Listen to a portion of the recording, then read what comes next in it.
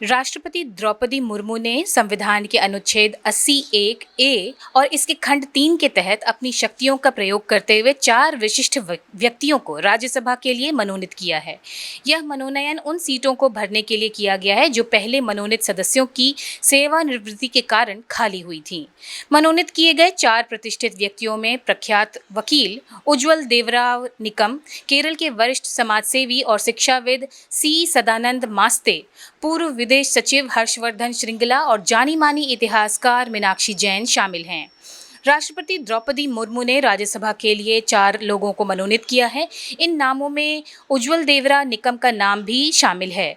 उज्ज्वल निकम ने 26/11 मुंबई हमले जैसे कई हाई प्रोफाइल आपराधिक मामलों में सरकारी वकील के रूप में भूमिका निभाई है। वहीं हर्षवर्धन श्रृंगला विदेश सचिव रह चुके हैं और विदेश नीति के क्षेत्र में उन्हें गहरा अनुभव है। राष्ट्रपति द्रौपदी मुर्मू ने अपने अधिकारों का उपयोग करते हुए राज्यसभा के लिए 4 प्रतिष्ठित व्यक्तियों को मनोनीत किया है।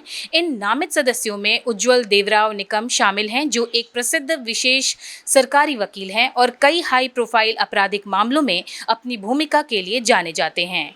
इनके साथ सी सदानंद मास्टे केरल के वरिष्ठ समाजसेवी और शिक्षाविद हैं।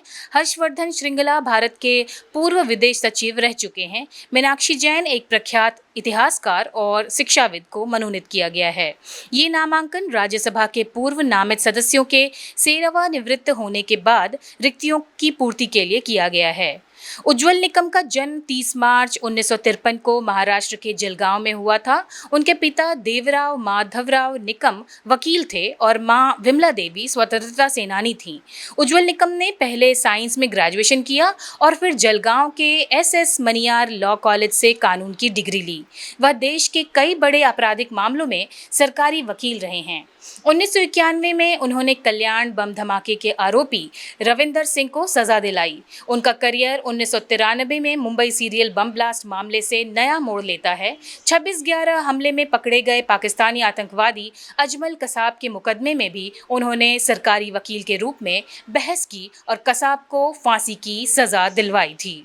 भारतीय संविधान के अनुच्छेद 80 के अनुसार राज्यसभा में अधिकतम 250 सदस्य हो सकते हैं। इनमें से 238 सदस्य राज्यों और केंद्र शासित प्रदेशों से चुने जाते हैं, वहीं 12 सदस्य राष्ट्रपति द्वारा मनोनीत किए जाते हैं। ये नामांकन अनुच्छेद 80(1)(a) और 80(3) के तहत किए जाते हैं। राष्ट्रपति केवल उन्हीं लोगों को राज्यसभा में नामित कर सकते हैं जिन्होंने साहित्य, विज्ञान, कला या सामाजिक सेवा जैसे क्षेत्रों में विशेष योगदान दिया हो। प्रधानमंत्री नरेंद्र मोदी ने सोशल मीडिया प्लेटफॉर्म X पर लिखा, श्री उज्ज्वल निकम का कानूनी क्षेत्र और हमारे संविधान के प्रति समर्पण अनुकरणीय है। वह न केवल एक सफल वकील रहे हैं, बल्कि महत्वपूर्ण मामलों में न्याय दिलाने में भी सबसे आगे रहे हैं।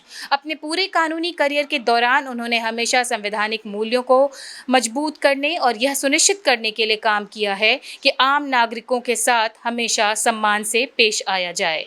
यह खुशी की बात है कि भारत के राष्ट्रपति ने उन्हें राज्यसभा के लिए नामित किया है। उनके संसदीय जीवन के लिए नरेंद्र मोदी ने उनको शुभकामनाएं दी और साथ ही अन्य 3 लोगों के लिए भी शुभकामना संदेश दिया।